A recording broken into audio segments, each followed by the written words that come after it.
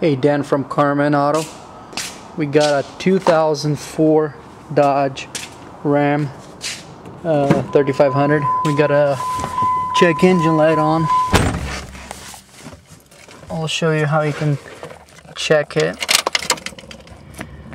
Basically what you'll do is look at this window over here where the mileage is shown.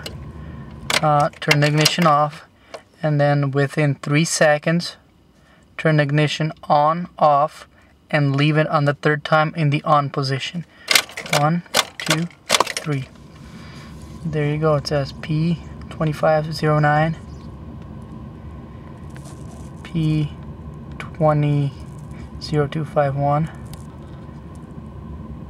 and P088. Then it says done. When it says done, that means there's no more codes. So those 3 codes are the trouble codes.